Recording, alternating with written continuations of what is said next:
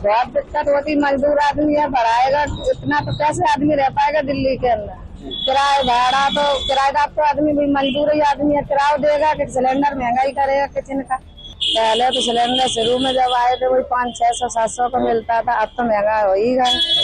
America દ્વારા આજથી એક અઠવાડિયા અગાઉ શનિવારના રોજ ઓપરેશન એપિક ફ્યુરી અંતર્ગત ઈરાનના સુપ્રીમ લીડર આયતોલા અલી ખામેની પર હુમલો કરવામાં આવ્યો હતો. આ પછીથી ઈરાન દ્વારા ખાડી દેશો જેમ કે યુએઈ, બહેરીન, કતાર, કુવેત અને સાઉદી અરેબિયા પર જબરજસ્ત મિસાઇલો અને ડ્રોન વડે હુમલો શરૂ કરી દેવામાં આવ્યો છે.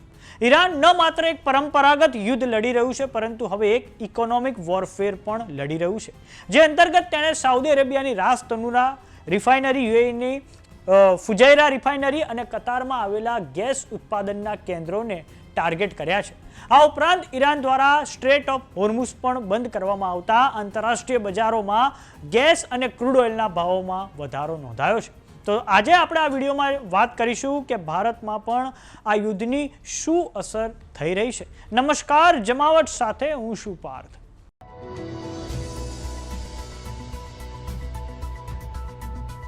પશ્ચિમ એશિયામાં ભયંકર યુદ્ધની અસર ભારતમાં પણ જોવા મળી છે. ભારતમાં મોંઘવારીમાં વધારો થયો છે. ઇન્ડિયન ઓઇલ કોર્પોરેશન દ્વારા ઘરેલું એલપીજી સિલિન્ડરના ભાવમાં ₹60 અને કમર્શિયલ સિલિન્ડરના ભાવમાં ₹115નો ઝીકાયેલો વધારો આજથી અમલી બન્યો છે.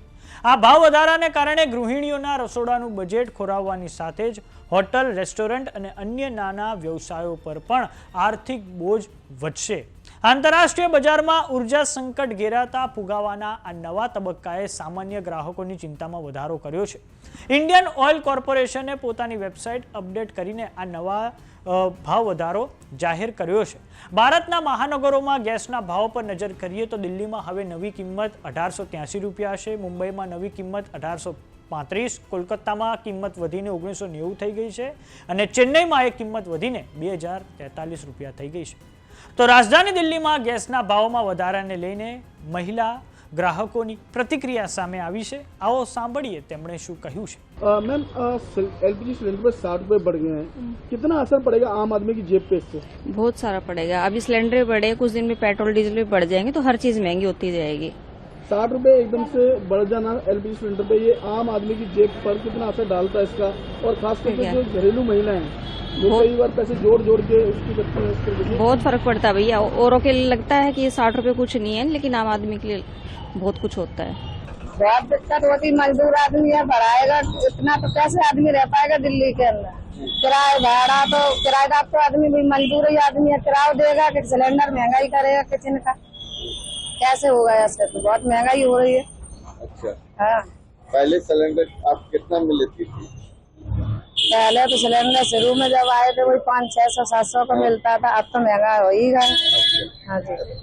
एक महीने में कितने सिलेंडर यूज हो जाते हैं?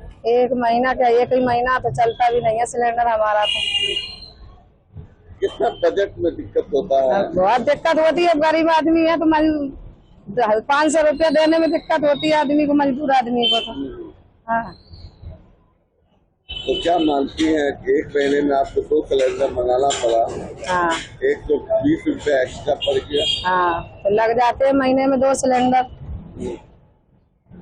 जिसके पास परिवार छोटा है उसका तो गुजारा, जिसके पास बड़ा सिलेंडर, बड़ा परिवार है तो वो तो लगना ही लगना है सिलेंडर.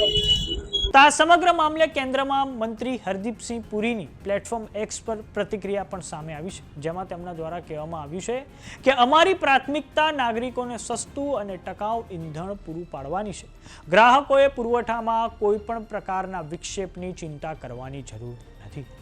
તો બીજી તરફ ઈરાન અને અમેરિકા વચ્ચે ભયંકર યુદ્ધને લઈને આંતરરાષ્ટ્રીય બજારોમાં ક્રૂડ ઓઇલના ભાવમાં જબરજસ્ત વધારો જોવા મળ્યો છે અને આજે ક્રૂડ ઓઇલનો આ ભાવ $90 પ્રતિ બેરલ પર પહોંચી ચૂક્યો છે, જેના કારણે આગામી સમયમાં આપણા ત્યાં પેટ્રોલ ડીઝલ મોંઘું થાય તેવી સંભાવના છે.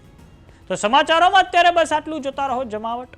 જો તમે અમને યુટ્યુબ પર જોઈ રહ્યા તો સબસ્ક્રાઇબ કરો, જો તમે અમને ફેસબુક પર જોઈ રહ્યા તો ફોલો કરો. સાથે જ અમારી વોટ્સએપ ચેનલ આવી ગઈ છે, જોઈન કરવાનું ના ભૂલતા. નમસ્કાર.